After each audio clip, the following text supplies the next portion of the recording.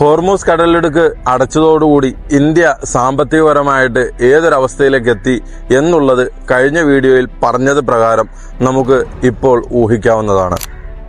കാരണം ദൈനംദിനം നടന്നുകൊണ്ടിരിക്കുന്ന അവസ്ഥകളെ പരിഗണിക്കുകയാണെങ്കിൽ നമുക്ക് ഭക്ഷണം കഴിക്കാൻ ഒരു ഹോട്ടലിലേക്ക് കയറാൻ പോലും സാഹചര്യമില്ലാത്ത ഒരു ഘട്ടത്തിലാണ് ഇപ്പോൾ ഇന്ത്യയുടെ അവസ്ഥ മുന്നോട്ട് പോകുന്നത്. ഒരു കാര്യം പ്രത്യേകം പറയാം, അന്ന് പറഞ്ഞതിൻ്റെ അതേ അവസ്ഥയിലൂടെയാണ് ഇപ്പോൾ നമ്മൾ മുന്നോട്ട് പോയിക്കൊണ്ടിരിക്കുന്നത്. എന്ന് പറഞ്ഞാൽ എങ്ങനെയാണ് പശ്ചിമേഷ്യയിൽ നടക്കുന്ന ഒരു യുദ്ധം ഇന്ത്യയെ സാമ്പത്തികപരമായിട്ട് ബാധിക്കുന്നത്? ഒരു ബാരലിന് ക്രൂഡ് ഓയിലിന് 60 ചില്ലറ മാത്രം വിലയുണ്ടായിരുന്നിടത്ത് ഇപ്പോൾ 100 മുകളിലാണ് അതിൻ്റെ വില. അത് ദൈനംദിനം കൂടിക്കൊണ്ടിരിക്കുകയാണ്. 60 നിന്ന് 100 എത്തിയപ്പോൾ ഇന്ത്യൻ രൂപ വെച്ച് നോക്കുകയാണെങ്കിൽ ഏകദേശം 4000 രൂപയോളം വ്യത്യാസം വരുന്നുണ്ട്. അത് ഇന്ത്യയുടെ മൊത്തം സാമ്പത്തിക സ്ഥിതിയെ ബാധിക്കുന്നതാണ്. പാചകവാതക സിലിണ്ടറുകളുടെ വില വർധനവ്, ഫർണിച്ചർ മേഖലയിൽ ഉൾപ്പെടെയുള്ള വിലക്കയറ്റം, ഇതൊക്കെ യുദ്ധത്തിൻ്റെ അനന്തരഫലമാണ്. എങ്ങനെയാണ് ഇത് അമേരിക്കയെ പോലും ബാധിക്കുന്നത്? ലോകരാഷ്ട്രങ്ങളെ വെച്ച് പരിശോധിക്കുകയാണെങ്കിൽ 1945 2 ലോക മഹായുദ്ധങ്ങൾക്ക് ശേഷം ലോകത്തിലെ വൻ ശക്തികളായിട്ട് അമേരിക്കയും സോവിയറ്റ് യൂണിയനും ഉയർന്നു വരുന്നു. എന്നാൽ പിന്നീട് സോവിയറ്റ് യൂണിയന്റെ ഭാഗമായിരുന്ന അസർബൈജാനും കസാഖിസ്ഥാനും താജിക്കിസ്ഥാനും അർമേനിയ ഉൾപ്പെടെയുള്ള മോൾഡോവ ഉൾപ്പെടെയുള്ള രാജ്യങ്ങൾ ഈ സോവിയറ്റ് യൂണിയനിൽ നിന്ന് പിൻവാങ്ങുന്നതോടുകൂടി സോവിയറ്റ് യൂണിയൻ എന്ന വൻമരം കടപുഴകി വീഴുന്നു.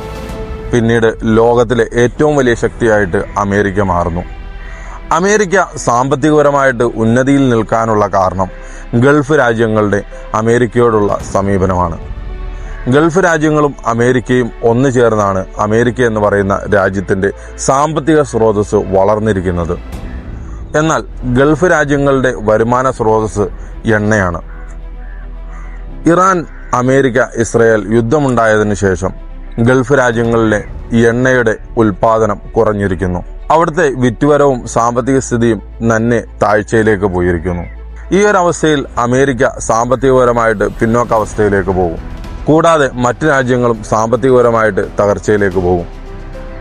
അതിൽ റഷ്യ പെടും, ചൈന പെടും, ഇന്ത്യ പെടും, പാകിസ്ഥാൻ പെടും, മറ്റ് രാജ്യങ്ങളും പെടും.